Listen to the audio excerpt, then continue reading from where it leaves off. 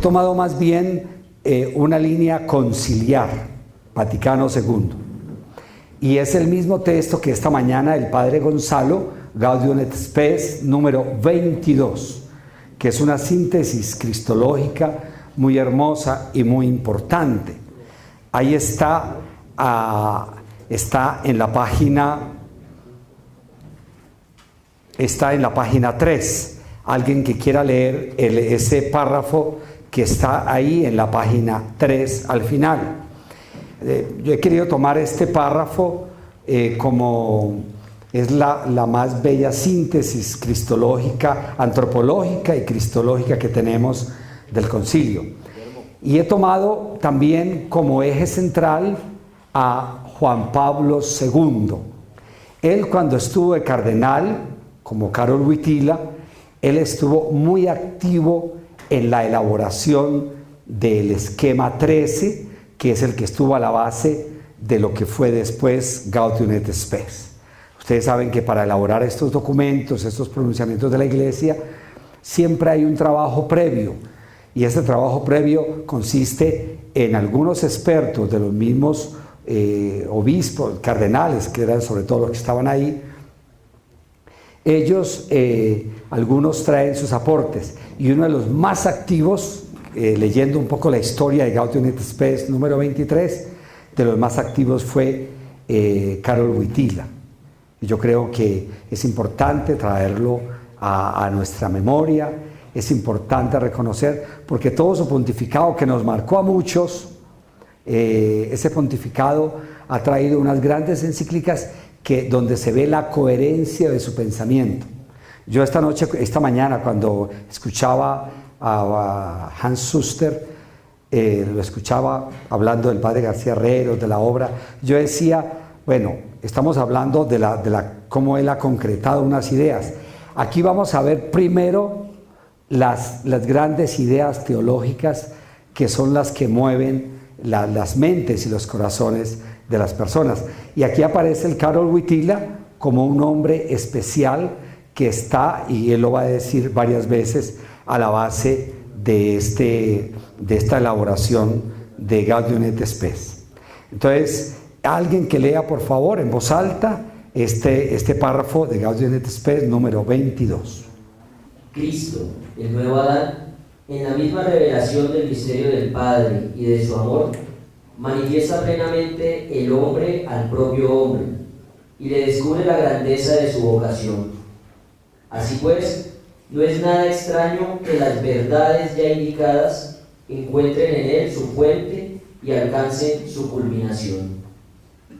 El que es imagen de Dios invisible es el hombre perfecto que restituyó a los hijos de Adán la semejanza divina, deformada desde el primer pecado.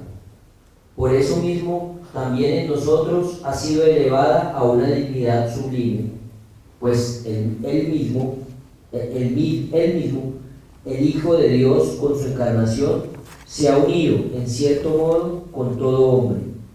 Trabajó con manos de hombre, pensó con inteligencia de hombre, obró con voluntad de hombre, amó con corazón de hombre.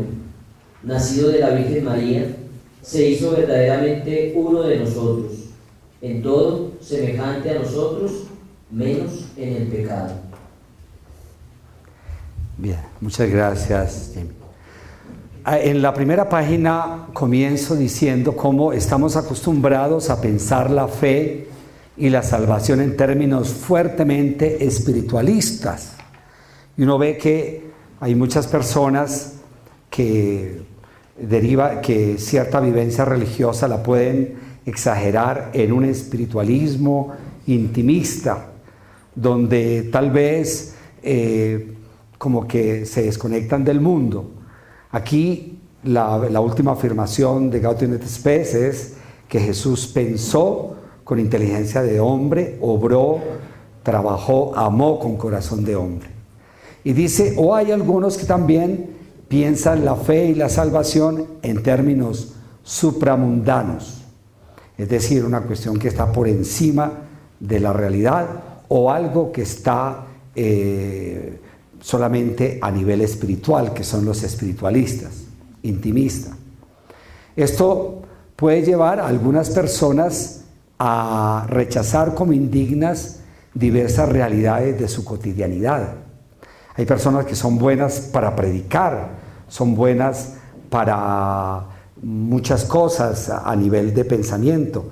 Y lo decíamos ahora conversando con el padre Carlos Zuluaga, me decía, pero qué abismo el que hay entre lo que decimos, entre lo que presentamos ante los demás y con lo que vivimos. A veces hay un abismo muy grande y eso lo expresaba él en una expresión, eso es una agonía. Y uno de los peligros que podemos tener nosotros, sobre todo en lugares como el Minuto de Dios, donde hay que estar con los medios de comunicación, es que tal vez nos acostumbremos a un aparecer, nos acostumbremos a un decir hacia afuera, y por eso, entonces, ¿y de dónde viene? De cierto dualismo antropológico, que creemos que las realidades del espíritu van por un lado y las realidades de la vida y que nos interesan más a nosotros van por otro lado. Eso sería una base. Otros, por otra parte, en un afán de sacralización, de un modo extrínseco de las realidades mundanas, es decir, tienden a sacralizar todo. Entonces el dolor de cabeza, cualquier situación, no, es que Dios me lo mandó, y empiezan a hablar exageradamente de un Dios que se vuelve como increíble para el mundo racional, increíble para este mundo, ¿no? Entonces, yo creo que son tendencias y hay que mirar cuál es el camino de la encarnación. Es Dios nos salva no por encima o por fuera o en la indiferencia de nuestra realidad humana, sino justamente haciéndose solidario con ella, en ella y mediante ella. Es decir, nosotros no podemos esconder nuestra humanidad. Con la encarnación del Verbo se nos dice, no, es que usted es humano, usted como tiene un cuerpo. Ya vamos a ver cómo la encarnación nos lleva a la dimensión esponsal, a retomar lo de la corporeidad, que es algo muy de la teología de hoy, de la antropología de hoy. Entonces, Dios nos salva no por encima, no por fuera o en la indiferencia de nuestra realidad humana, sino justamente haciendo solidario. Y por eso dice Juan 1:14, y la palabra se hizo carne y puso su morada entre nosotros. La palabra se hizo carne, ¿no? Son menos de 10 palabras para expresar el acontecimiento más grande de la historia del mundo, que inscribe en la existencia humana y en la historia una novedad que el hombre no hubiera podido lograr por sí mismo, sino que es el gran invento de Dios. Lo de la encarnación, eso es un gran invento de Dios, es una cosa fruto de su iniciativa libre y gratuita, y es una novedad que le permite a la humanidad superar el abismo que le separaba de Dios a consecuencia del pecado de origen, y hace posible la comunicación de la vida divina al hombre. Uno se pone a pensar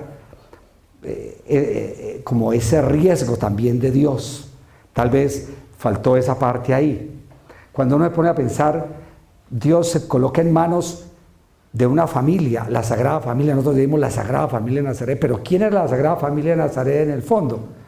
Una jovencita que tiene que aprender de la vida y que tiene que aprender a decir sí para hacerse la madre del Redentor, y dice sí y aprende a ser mamá. Un José, como lo llama la Escritura, un hombre justo, pero un hombre también herido en su ser de varón, porque tiene que aceptar un hijo que no es de él. Y Dios se pone en manos de una pareja que a los ojos humanos puede haber empezado en el rompimiento, y ahí lo vemos en la Escritura, que ciertamente él quiere repudiarla en secreto, y es cuando viene la intervención de Dios. Pero todo eso nos viene a decir cómo Dios sí se confía, Dios se arriesga y se pone en nuestras manos. Yo a veces cuando veo, como tengo poco contacto con los seminaristas, Pero a veces, yo le decía también al Padre, a veces cuando veo los jóvenes y recordamos nosotros cuando llegamos a las casas comunitarias con nuestra guitarra, con nuestro entusiasmo, pensamos cómo es la obra de Dios, también se ha confiado en nosotros. ¡Qué riesgo! Tanta belleza, tanto misterio, como nos expresaba el Padre Álvaro. Ayer yo ya estaba leyendo esta mañana lo que él nos regaló, o todo lo que es el Padre García Herreros, y esta obra tan especial. ¡Qué riesgo! Y ese es el riesgo que Dios ha querido jugar desde toda la historia. Y uno ve, la Sagrada Familia de Nazaret no es que sea un dechado de virtudes, no, esos son una pareja que ha tenido que aprender, pero que ha sido desde un sí. Aprendió José también a ser esposo y a ser papá de un hijo que no era de él. Entonces, en Jesús de Nazaret se ha alcanzado el sentido último de la historia. Hay un misterio trascendente, la Trinidad, que se manifiesta en Jesús. Y hay en ese párrafo que es de la primera encíclica de Juan Pablo II. Yo me voy muy en la línea de Juan Pablo II porque él ha recogido mucho este misterio de la encarnación y de la redención. Su primera encíclica se llama Redentor Hominis, de 1979, y dice: Dios ha entrado en la historia de la humanidad en cuanto se ha convertido en sujeto suyo, en uno de los millones y millones, y al mismo tiempo único. A través de la encarnación, Dios ha dado a la vida humana la dimensión que quería dar al hombre desde su comienzo, y le ha dado de manera definitiva, de modo particular, a él solo, según su eterno amor y su misericordia, con toda la libertad divina. Entonces ahí viene pues todo lo que es, a través de Jesucristo hemos recibido una nueva oportunidad, hay un nuevo comienzo en la historia. Y el Comité Central del Gran Jubileo, cuando hablaba sobre Jesucristo, decía que en el hombre Jesús de Nazaret se verifica la unión del Logos, Dios, con la Sars del hombre. ¿Qué significa eso? Significa que, porque Sars, Basar, indica la fragilidad, la transitoriedad de la criatura mortal. La palabra que estaba junto a Dios y que era Dios, llega a hacerse por tanto verdaderamente hombre, es decir, ser espacio temporal, visible, palpable, mortal. Esa es la novedad que tenemos del misterio de la encarnación. Y por eso ellos mismos siguen diciendo que el misterio de la encarnación es en cambio el dato central del testimonio bíblico y de la profesión de fe cristiana, defendido continuamente y motivado por la bimilenaria tradición eclesial. Los mártires de ayer y de hoy han testimoniado hasta la muerte su profesión en la fe en Jesucristo su Salvador. Pero por esto la encarnación constituye el vértice insuperable y el cumplimiento absoluto de la historia de la salvación. Jesucristo es la última y definitiva palabra de Dios a la humanidad, el único mediador entre Dios y los hombres, la fuente de toda la salvación presente y futura. Entonces, gracias a Jesucristo tenemos la revelación de Dios, la revelación definitiva, y gracias a Jesucristo participamos de ese proyecto de Dios que es entrar en comunión de vida con Él, con su misterio. Por eso todo el ser del hombre como que es afectado por esa encarnación, su ser corpóreo, su ser relacional. En este sentido, la encarnación constituye un inicio absolutamente nuevo en la condición del hombre sobre la tierra. Ahí enseguida está una cita de Carlos Roqueta, es un teólogo que se admira bellamente de cómo a partir de la encarnación lo que era imposible para el hombre ha sido hecho posible por Dios. Todo hombre que cree en Jesús y se deja salvar por Él es puesto con el poder del mismo Espíritu que suscitó a Jesús en el vientre de María y lo resucitó de la muerte, en la condición propia del Hijo unigénito, hecho hombre.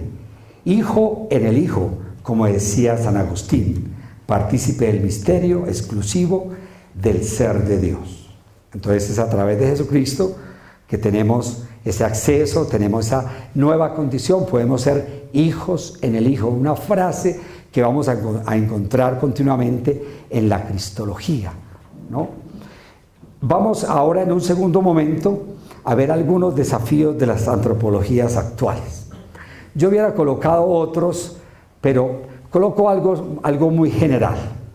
Empiezo con una frase de Pascal.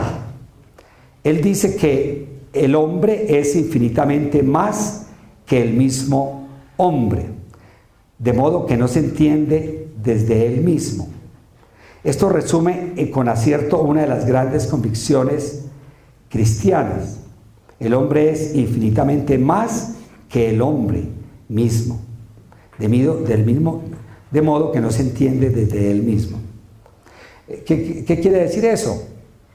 El hombre es un ser que no se puede entender completamente por un solo análisis interno, ya sea de naturaleza filosófica o científica. Su ser trasciende su estado y condición, porque está abierto a una trascendencia en la que encuentra su explicación. Sin esa referencia, que desborda los datos de hecho, resulta ser un ser lleno de contradicciones, tanto por los anhelos hacia los que se orienta, como por las limitaciones que descubre en sus intentos de realización personal. Por eso, para entender al hombre, es importante situarlo en ese contexto de su relación con Dios. De Dios depende su origen y su destino. Solo de Dios depende también la salvación de esos límites y contradicciones que todos nosotros experimentamos como personas, en nosotros mismos y en nuestras relaciones con los demás y con la propia historia. Es tan importante como cada rato nos estamos haciendo preguntas. Yo recuerdo el profesor de sacramentos en la Universidad Javeriana, que era un sacerdote ya anciano, y Fernán González, me parece que se llamaba, y en la primera clase nos dijo estas palabras: a ver, muchachos, ustedes pueden hacer todas las preguntas que quieran, pero eso sí, sepan que yo no tengo todas las respuestas. Yo todavía me estoy haciendo muchas preguntas. Y eso es propio del hombre. Siempre hay cosas que no acabamos de entender. Y yo creo que hay grandes hombres como Agustín, como Kierkegaard, que muestran esa dimensión del hombre angustioso, del hombre que como que vive preguntándose por las cosas. Por eso es importante contar con esa, desde ahí parte la misma pregunta de Dios, desde esa búsqueda, desde esos límites que experimentamos, desde esas preguntas. Entonces, por otro lado, vemos que en el mundo, aquí ya estamos hablando de la realidad del mundo de este siglo XX y XXI, las amargas experiencias de destrucción de estos siglos ha producido la crisis de los proyectos ideológicos de la modernidad y ha llevado al cuestionamiento de su justificación ideológica o pretendidamente científica. Es decir, las grandes cosmovisiones modernas se han tambaleado. Y esto no solamente afecta a los maestros de la sospecha, de los cuales ya todo el mundo está sospechando hoy, ¿no? Sino afecta también nuestros grandes postulados de la fe, como el misterio de la encarnación, ¿no? Es decir, hay una pérdida de confianza en las respuestas que han replanteado con singular fuerza las grandes preguntas de la antropología. Precisamente en eso el padre Carlos Zuluaga me ha hecho un gran servicio a mí, y yo creo que a todos, en este libro que me dio a conocer Cómo llegar a la fe, que es de un simposio que hubo el año pasado en la presencia de Monseñor Rubiano y del clero. Estaban repensando el plan de pastoral y trajeron a un especialista, trajeron a un padre que se llama André Foison, jesuita, Fasó. Y él dice lo siguiente, dice que el mundo de hoy tiene 5 tipos de resistencia con relación a la fe cristiana. La primera es un Dios indecidible, ¿no? Que es esa actitud de los agnósticos. Nosotros tenemos aquí un agnóstico en Colombia que es como emblemático, es Gaviria, el que fue del Polo. En estos días, en la discusión que hubo sobre la eutanasia con el padre Carlos hacía todos los esfuerzos desde la filosofía, no desde la religión, sino desde la filosofía, de tratar de responder. Y el otro fácilmente le salía adelante, porque le salió adelante hasta el último momento, que Carlos Novoa. Ese diálogo, para mí, a nivel filosófico, se lo llevó Gaviria, que es un hombre de una dialéctica y de una preparación extraordinaria. Entonces, ¿hasta cuándo debemos poner término a la vida? ¿Hasta cuándo? Entonces, ¿y quién es el que debe decidir? Entonces decía, nosotros decimos Dios es el que da comienzo a la vida por nuestra fe en el Dios creador. Yo recuerdo una vez que fui a una universidad a hablar sobre el aborto, sobre la visión católica, y me pidieron a mí en un contexto universitario, y estaba el musulmán y el judío, y estaba Gaviria. Entonces ahí me tocó hablar antes de Gaviria, y recuerdo que yo dije al final, pues que por nuestra fe en el Dios Padre, en el Dios creador, pues para nosotros la vida tiene un origen sagrado, tiene una dimensión sagrada, porque viene de Dios, desde sus inicios hasta el final. Entonces Gaviria comenzó diciendo, muy respetuosamente dijo, el padre Raúl nos ha comentado que por su fe cristiana, ellos creen que el inicio de la vida, como es el Dios creador, pues son coherentes en eso y creen que la vida es sagrada. Y los que no tenemos fe en Dios, ¿no? Los que no tenemos fe en Dios, entonces, ¿qué hacemos? Y el Estado tiene que regirse para personas que no son creyentes, para creyentes y no creyentes. Entonces, decía Gabriel, perdonen que lo cite, pero solamente lo hago por un ejercicio mental, decía, ¿quién debe decidir sobre el final de la vida? Dios, ¿no? ¿Y los que no creemos en Dios? Entonces, la humanidad, decía Novoa, la humanidad para no ponerle a Dios. Entonces, y la humanidad, pues, dentro del patrimonio de la humanidad está el amor a la vida, la defensa de la vida. Pero él decía, no, puede que la vida sea un derecho, pero la vida no es un deber. Y empezaba desde ahí a plantear su situación. Es un agnóstico y tenemos que contar, y esa es como la primera desafío que tiene la fe. Pero miren este segundo desafío o segunda resistencia, un Dios increíble. Es el segundo tipo de resistencia que tiene sus raíces en la tradición de la Ilustración. La fe aparece como algo opuesto a la razón. Que Dios exista como un ser personal, diferente de nosotros. Que este Dios tenga un hijo, que este hijo se haya encarnado en nuestra historia. Que haya una resurrección de la carne, no, ni pensarlo. En efecto, para muchas personas, estas afirmaciones parecen increíbles, pero por donde se miren, chocan con la observación y la razón. ¿Por qué se ha de explicar el misterio de nuestra existencia con una realidad divina aún más inexplicable que no corresponde por demás a ninguna observación? Esta resistencia a la fe en Dios a menudo se nutre del razonamiento científico, o más bien de una cierta concepción de la ciencia que limita lo real a lo observable, a lo que puede ser objeto de experimentación, de verificación y de demostración. En esta concepción, las religiones son consideradas como productos culturales humanos que pueden tener su valor ético y su razón de ser social, pero cuya pretensión de verdad en el plano de lo ontológico aparece más bien, según la expresión de Freud, como la estructura de una ilusión.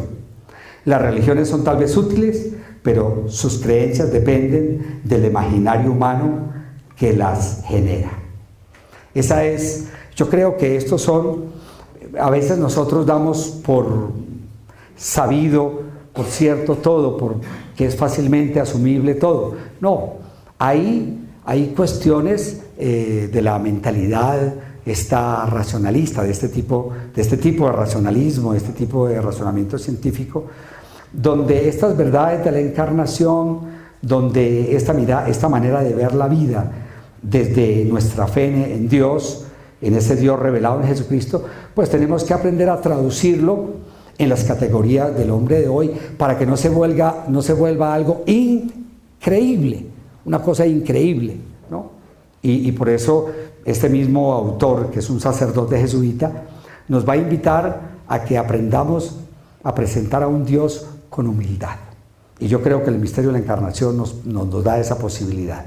Un Dios que se hace uno de nosotros, que viene no nos da muchas explicaciones de todo. Yo creo que en Jesucristo no tenemos explicaciones de todo. A veces uno quisiera tener explicaciones de todo. Frente al mal, frente al sufrimiento, lo que hace Jesús es dejarse crucificar. Eso es una aporía en la filosofía, el mal, el sufrimiento. Y Jesús lo que hace es dejarse crucificar y con su presencia le da un sentido a todo.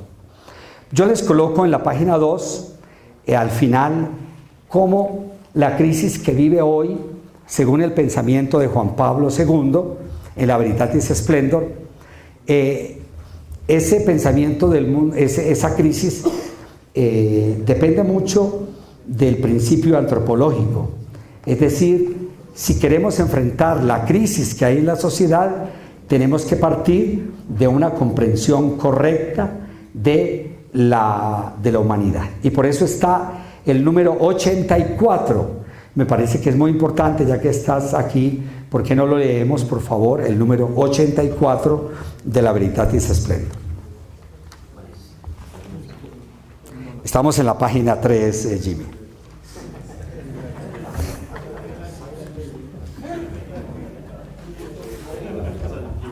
La cultura contemporánea ha perdido en gran parte este vínculo esencial entre verdad, bien, libertad, y por tanto volver a conducir al hombre a redescubrirlo es hoy una de las exigencias propias de la misión de la Iglesia por la salvación del mundo.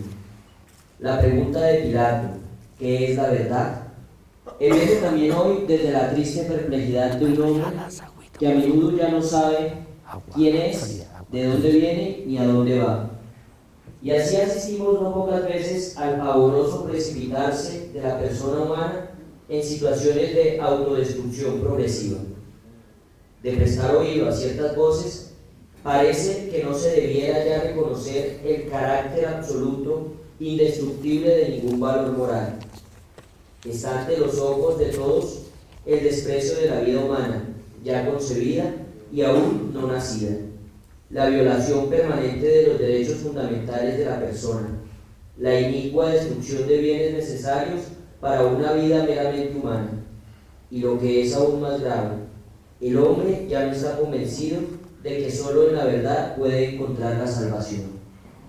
La fuerza salvífica de la verdad es contestada y se confía solo a la libertad, desarraigada de toda objetividad. La tarea de decidir autónomamente lo que es bueno y lo que es malo. Este relativismo se traduce en el campo teológico en la desconfianza en la sabiduría de Dios, que guía al hombre con la ley moral. A lo que la ley moral prescribe se contraponen las llamadas situaciones concretas, no considerando ya, en definitiva, que la ley de Dios es siempre el único verdadero bien del hombre. De las cosas que me llama la atención, además de señalar pues esa pérdida de la relación entre verdad, bien y libertad, como realmente aquí hay unas nociones claves que han sustentado inclusive toda la antropología clásica. Nosotros decimos en la antropología clásica que la inteligencia busca siempre la verdad y la voluntad está orientada naturalmente hacia el bien. Y entonces tenemos una ruptura. La libertad humana se construye desde ese ejercicio de la inteligencia y de la voluntad, pero ese vínculo entre la verdad, bien y la libertad es algo que se ha perdido, y por eso dice que el hombre de hoy es un ser que a menudo ya no sabe ni quién es, ni de dónde viene, ni a dónde va. Eso es preocupante, y por eso la labor nuestra aquí, yo creo que el misterio de la encarnación nos ayuda mucho, porque nosotros sí tenemos un bien que comunicar, una verdad para comunicar. Pero me ha llamado mucho la atención en ese número 84 cuando dice que la fuerza salvífica de la verdad es contestada y se confía solo a la libertad desarraigada de toda objetividad, la tarea de decidir autónomamente lo que es bueno y lo que es malo. Y este relativismo en el campo teológico se traduce en la desconfianza en la sabiduría de Dios.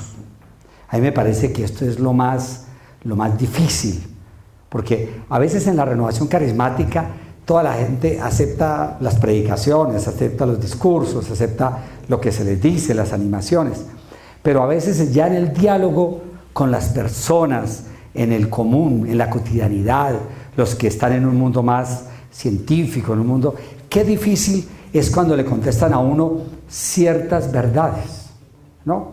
Entonces, por ejemplo, una mamá viene a hablarme a mí, una mamá que viene los martes al Minuto de Dios, a la asamblea, con el padre Javier, y me dice: padre, yo convencida del proyecto de Dios, de todo el proyecto de Dios creador, y mi hijo me sale en estos días diciendo que es gay, padre. Y yo le decía: no, es que Dios hace las cosas perfectas. Sí, pero a mí no. Entonces, y todo un problema. ¿Y ella qué reacción tuvo? No, padre, ¿y usted qué hizo, mujer? No, yo me lancé al piso, yo me escandalicé, yo le dije que ese no era el hijo que había salido de mis entrañas, que Dios me abre un hijo varón. Y el papá, ¿qué le dijo el papá cuando supo? El papá que se quitara el apellido, que desde ese día, yo dije, bueno, que el muchacho terminó saliéndose de la casa, yéndose para un edificio donde viven ese tipo de personajes, y ahí está. Yo le he dicho, a mí me parece que esa no fue la actitud. Si a mí me hubiera venido, si yo fuera el papá o la mamá, en el caso que fuera, si me llega una persona de esas, yo digo: estás confundido, yo también estoy confundido contigo.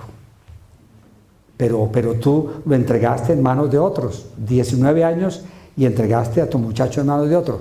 Y ella venía completamente enferma, porque es una fiel creyente, porque ella no puede aceptar que estas situaciones se estén dando. Yo decía: no, es que tenemos que dialogar con estas situaciones que tal vez tú no estabas acostumbrada. Y el chico sí le dijo: mamá, allá en LGTB hay unas psicólogas que te ayudan para hacer el duelo.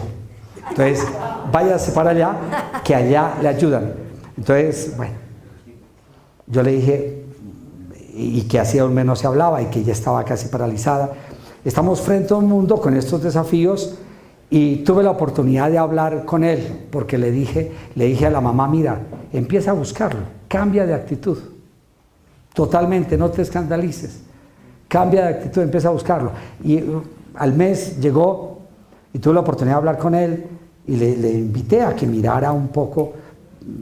Una cosa es que tenga algún comportamiento momentáneo a ese nivel, pero otra cosa es que diga que es su identidad. Es una cosa seria, es una cosa de pensarlo. Entonces, el muchacho aceptó por lo menos iniciar un acompañamiento con una psicóloga clínica, por lo menos aceptó eso.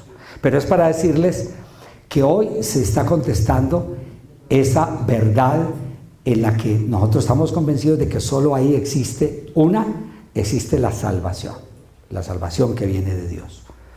Bien, ¿cuáles son las respuestas del magisterio? Las respuestas del magisterio es el conocimiento que tiene para darlo al hombre. La Iglesia posee una doctrina que nos permite identificar nuestra situación en el mundo y el sentido de los anhelos humanos, una esperanza en la resolución de las contradicciones y en la superación de los límites de la condición humana, y un impulso de caridad para orientar la concreta realización de la vida. Miren, a mí me parece que nosotros, en esa fe tan hermosa en la encarnación, nos tiene que ayudar a encarnar también a poder iluminar las dificultades más grandes de la vida. El otro día, inclusive, hasta la misma muerte. Cuando murió mi madre, yo estaba de rector de las casas, que era el teologado en ese momento, y me llamaba la atención. Yo dije, no, yo tengo que dar un testimonio de fe, y qué duro tener que darlo, pero la fe en Cristo, que se ha encarnado, muerto, resucitado, es una fe capaz de entrar aún en la oscuridad. Y en estos días tuve la oportunidad de ir a la exhumación de los restos de mi madre, y es un ejercicio que ofende los sentimientos humanos, porque uno dice, bueno, después de 5 años, ¿cómo queda la persona que uno más ama, que más quiere? Eso, para mí eso es parte del ejercicio de la encarnación. Yo dije, quiero mirar de frente, no quiero, como hoy, que quiere todo el mundo tomar pastillas para que no sienta el dolor. No, quiero mirar de frente la situación. Pero ciertamente estaba yo un poco como cierta expectativa, como no sé cómo será que se conserva, será que no se conserva. Pero le dije a mi hermano, lee por favor 1 Corintios 15, leámosla. Y con la fuerza de esa lectura me fui acercando allá donde estaban haciendo la exhumación, porque íbamos a llevarlo a un osario. Entonces, bueno, íbamos a llevar esos restos, y me pareció tan importante como la luz del Cristo encarnado y resucitado es capaz de penetrar en esas dimensiones tan duras, tan difíciles como es la misma pérdida de un ser querido para uno.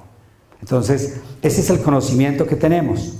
Por eso el misterio del Verbo pues va a iluminar toda nuestra existencia humana.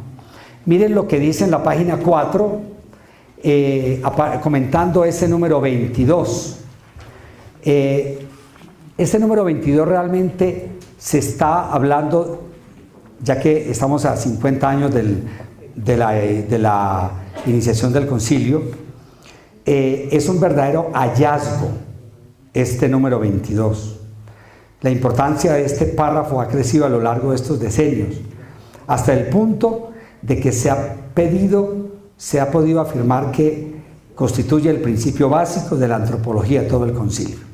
Y lo decía Ratzinger cuando era profesor de teología dogmática. Dice, se puede decir que aquí por primera vez en un texto magisterial aparece un nuevo tipo de una teología enteramente cristocéntrica, que se atreve a hacer teología como antropología desde Cristo. Esto es radicalmente teología al incluir el hombre en el pensar sobre Dios por vía de Cristo, desvelando así la profundísima unidad de la teología. Entonces, para nosotros esto es un hecho supremamente importante. Cristo es quien manifiesta el hombre al propio hombre. Aquí tenemos la verdadera esencia del cristianismo, la persona de Jesucristo. Este camino teológico apenas gozado consiste en desvelar al hombre desde otro hombre, Jesucristo. En Cristo hay que leer la explicación última del hombre e inclusive de toda la realidad. Dicha lectura de la realidad humana es en verdad el núcleo de la tarea teológica en la antropología y de la tarea de cada cristiano para sí mismo. Notemos que no deja de suscitar una interesante cuestión epistemológica esta afirmación: el que un solo ser humano histórico, situado en el tiempo y en el espacio, tenga esa proyección universal sobre nuestro conocimiento del hombre. En Jesucristo se esclarece el sentido del hombre, se revela todo el sentido del hombre. Platón, por ejemplo, él pensó que toda la realidad tiene su fundamento en unos arquetipos impersonales, universales, las ideas, el mundo de las ideas, el cosmos noetos, el universo de las ideas. La doctrina cristiana, en cambio, sostiene que el arquetipo humano es Jesucristo. Es decir, no es una idea trascendente, sino una persona real e histórica que habitó entre nosotros. En él van a ser recapituladas todas las cosas, pero especialmente el hombre que encuentra en Cristo su verdadera imagen. Me parece que ahí está. Después en el número, en la página 5, aparece el aporte del cardenal Karol Wojtyla a la Gaudium et Spes. Ahí está todo lo que él aportó, o algo de lo que él aportó. Del conjunto de sus intervenciones se destacan 3 líneas de pensamiento. La primera es la base para la orientación de todo. El diálogo con el mundo a partir de una antropología personalista. Recuerden que esa es la antropología que más se trabaja hoy. La segunda se refiere a la función salvífica de la presencia y el diálogo de la Iglesia en el mundo. Y la tercera es la necesidad que cada persona tiene de Cristo y toda su vida. Veamos ahora la importancia de considerar al hombre como persona. Me parece que aquí para ustedes, estimados estudiantes, y para nosotros, pues también, no dejamos de estar cada día más estudiando la persona humana. Yo creo que ese título que se dice de la Iglesia, experta en humanidad, es un título que debe corresponder a una mirada profunda que uno debe tener sobre las situaciones humanas, desde su fe en el Cristo encarnado. A mí me parece que, por ejemplo, el ejercicio, viendo los textos tan bellos de San Juan Eudes, de la escuela misma, la escuela francesa, todos esos textos de adoración al verbo, pues nos tienen que ayudar a iluminar también esos límites, esas contradicciones, todas esas situaciones humanas que asumidas en Cristo adquieren un rostro. Es decir, con Cristo siempre hay una salida, con Cristo siempre hay una posibilidad. El otro día le escuchaba a un biblista italiano esta anécdota real, vivido. Él estaba confesando en su parroquia en Milán y le llegó un hombre, un joven, y le dijo: padre, vengo porque quiero hacerle partícipe de una novedad en mi vida. Desde mañana cambio vida. Entonces el padre le dijo: ay, qué bueno, que le agradeció que le fuera a compartir esa novedad. Entonces el joven le dice: padre, mañana cambio vida porque esta tarde entro en sala operatoria y me mando a operar y desde mañana seré mujer. El padre pues quedó impresionado y el joven inmediatamente le dijo: mire, padre, por favor no me regañe, por favor no me saque de aquí a patadas, por favor, porque yo soy un creyente en medio de todo. Entonces el biblista, teólogo, etcétera, ya una persona de más de 70 años, auxilio le pidió al Señor, ¿no? Y se recordó que Jesucristo a nadie despachó con las manos vacías, a nadie dejó ir sin una palabra, sin una respuesta, a la adúltera, al que sea. Jesucristo no se escandalizó de nada. Y recordó cómo el cardenal Martini también, que era su arzobispo, les había dicho que a veces cuando aparezcan situaciones de esas difíciles, de entrada, donde uno dice: yo por dónde cojo, y esta persona viene tan enredada, situaciones difíciles a nivel humano, a nivel moral, Martini decía que no se debiera dejar ir esa persona, por lo menos sin presentarle un primer paso. Puede que no se pueda resolver toda la situación que él trae, no se pueda clarificar desde la teología, desde el magisterio, desde la moral, pero por lo menos que la persona salga con un primer paso. Yo creo que eso es un poco un primer paso de que las cosas pueden mejorar, de que las cosas pueden ser distintas. A mí me parece que eso es un poco el dogma de la encarnación, el misterio de la encarnación. Es decir, Dios acompaña todas las situaciones humanas. Miren, les traigo ahí algo. Rahner también trabajó estos temas al mismo tiempo. En 1962, él habla de qué es dignidad humana, y está ahí. En general, dignidad significa, dentro de la variedad y heterogeneidad del ser, la determinada categoría objetiva de un ser que reclama ante sí y ante los demás tres cosas: estima, custodia y realización. A mí me parece que es muy bella esta síntesis de Rahner. ¿Qué es lo que nosotros pedimos en la vida? ¿Qué es lo que pide todo ser humano para tener dignidad? Estas tres cosas: estima, custodia y realización. Qué bueno, me parece que aquí se está adelantando a todos esos discursos hoy de la autoestima, custodia, que alguien se haga cargo de mí, y realización. Nosotros, el hombre de hoy está buscando su realización. Uno viene a esta comunidad a realizarse. Me parece que uno no viene a que le amarguen la vida los demás, los compañeros, no, venimos a realizarnos como personas, y eso hace parte de la dignidad humana. ¿Qué es entonces? El hombre es eso, es persona, es subjetividad.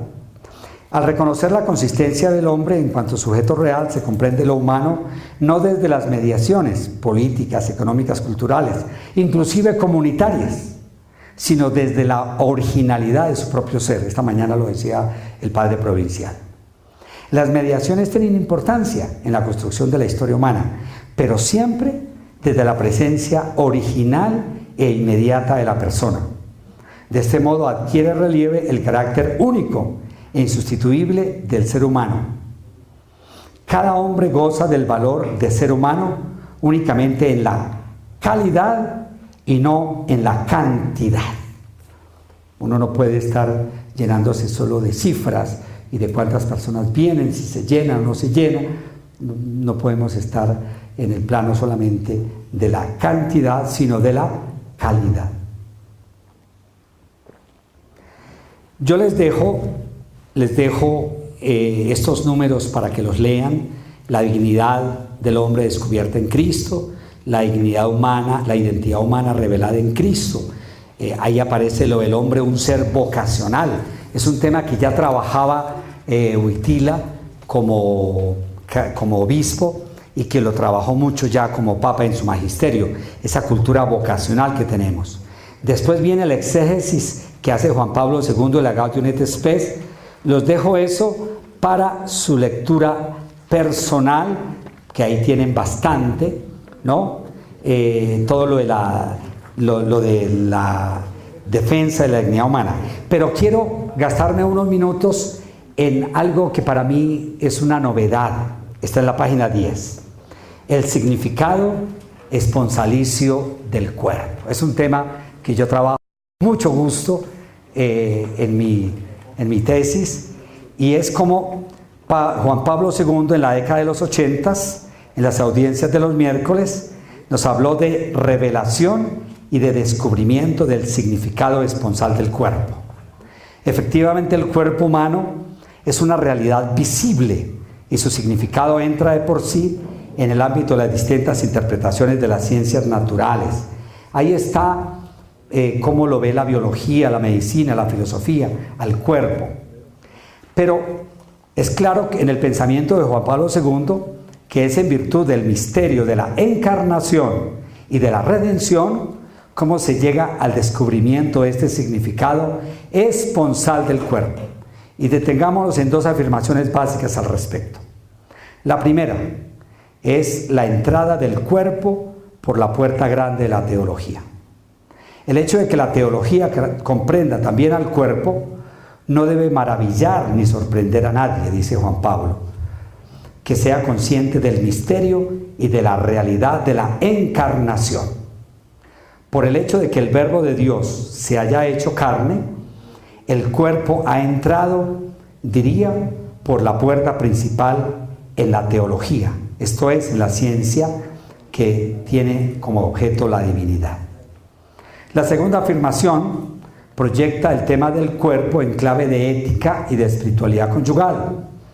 El hecho de que el cuerpo humano venga a ser en Jesucristo cuerpo de Dios hombre, logra por este motivo en cada uno de los hombres una nueva elevación sobrenatural, que cada cristiano debe tener en cuenta en su comportamiento respecto al propio cuerpo y evidentemente al cuerpo del otro. El hombre hacia la mujer y la mujer hacia el hombre. La redención del cuerpo comporta la institución en Cristo y por Cristo de una nueva medida de la santidad del cuerpo. En un mundo donde se banaliza la corporeidad, la sexualidad, yo creo que el misterio de la encarnación nos brinda esta veta. Esta es una veta que no vamos a trabajar, no sé, San Juan Eudes la tiene tal vez en los coloquios interiores, cuando habla de la dignidad del hombre, hijo de Dios, etcétera. Pero no le vamos a pedir pues que nos lo hable con las palabras de la noción de corporeidad que tenemos hoy. Después yo quisiera la vocación, entonces, la vocación al amor forma parte constitutiva del ser del hombre y afecta a la persona humana. Ahí está. ¿Qué significa? ¿Qué es eso del significado esponsal del cuerpo? Lo voy a leer en palabras primero de Juan Pablo II. El cuerpo humano con su sexo y con su masculinidad y feminidad, visto en el misterio mismo de la creación, página 12, es no solo fuente de fecundidad y de procreación, como en el orden natural, sino que incluye desde el principio, desde el proyecto de Dios, el atributo esponsalicio, es decir, la capacidad de expresar el amor. Ese amor precisamente en el que el hombre persona se convierte en don y mediante este don realiza el sentido mismo de su existir. Miren esa belleza para pensar cómo la encarnación nos lleva a repensar nuestra vida desde esa teología del don. Somos un don. El término esponsal significa etimológicamente responder, prometerse, ofrecerse, y evoca la imagen de un donarse a alguno al cual se responde. Nos prometemos o nos ofrecemos en don. Nosotros también lo hacemos en el ámbito de la comunidad, ¿no? En el ámbito de la iglesia, ¿no? Queda claro hasta ahora cómo el ser humano no ha sido creado para vivir en soledad. Solo se realiza plenamente existiendo con alguien o más exactamente para alguien. El cuerpo como valor esponsal dice existencia con alguien o para alguien. La esponsalidad del cuerpo sobre este aspecto hace referencia a una comprometida vivencia de oblatividad con los otros y para los otros. Y en esta dirección es como los cónyuges llegan a ser don y mediante este don concretizan el sentido de su corporeidad, porque lo saqué de mi tesis para matrimonios, pero también para un consagrado, para una persona célibe, también usted se hace un don y nosotros también vivimos con y para los demás. Eso es una dimensión propia del ser del hombre. No está bien que el hombre viva solo. El hombre está pensado para la relación. Ahí está todo lo del cuerpo, la corporeidad vivida con y para, ustedes lo pueden leer. Y en la conclusión, yo quiero terminar en la página 15. Lo que importa Bueno, estas realidades son vividas, todas estas bellezas que hay aquí y que ustedes han escuchado todos esos 2 días. Hay que pensar en nuestros itinerarios personales y comunitarios, en nuestra propia vocación a la santidad, desde una espiritualidad de la encarnación.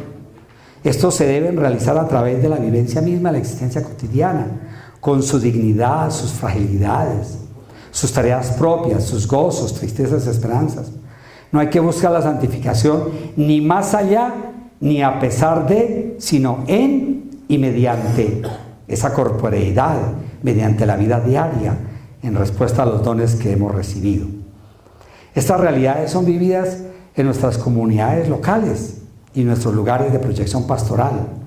El trabajo entendido no solo como derecho personal y servicio que se presta a la iglesia, a la sociedad, sino como esfuerzo y servicio de amor y de fe encarnados. Lo es igualmente la alegría, que en la plenitud del amor, en esfuerzo de la comprensión recíproca, en ese maravillarse de la vida que se renueva en las ocasiones de agradecimiento y de alabanza, y también en el dolor, componente ineludible de la experiencia humana, que esto nos lleva a nuestra adhesión al misterio de la cruz. No solo los grandes dolores de la existencia, sino también los menores e incluso los más pequeños de la vida diaria, las molestias, la fatiga de vivir juntos, la experiencia del límite en el corazón del amor, aunque el que ama pues dicen que no tiene límites. Estos son hechos constructivos de una unidad espiritual dirigida hacia los horizontes de un amor que no tendrá fin. Y termino con el número 521 del Catecismo. Dice, donde cita expresamente a San Juan Eudes. Esto es una alegría para nosotros. Todo lo que Cristo vivió hace que podamos vivirlo en Él y que Él lo viva en nosotros. El Hijo de Dios, con su encarnación, se ha unido en cierto modo con todo hombre. Estamos llamados a no ser más que una sola cosa con Él. Nos hace comulgar en cuanto miembros de su cuerpo con lo que Él vivió en su carne por nosotros y como modelo nuestro. Debemos continuar y cumplir en nosotros los estados y misterios de Jesús y pedirle con frecuencia que lo realice, que lo lleve a plenitud en nosotros y en toda su iglesia, porque el Hijo de Dios tiene el designio de hacer participar y de extender y continuar sus misterios en nosotros y en toda su iglesia, por las gracias que Él quiere comunicarnos y por los efectos que quiere obrar en nosotros gracias a estos misterios. Y por este medio quiere cumplirlos en nosotros. Tomado de San Juan Eudes. Bien, muchas gracias.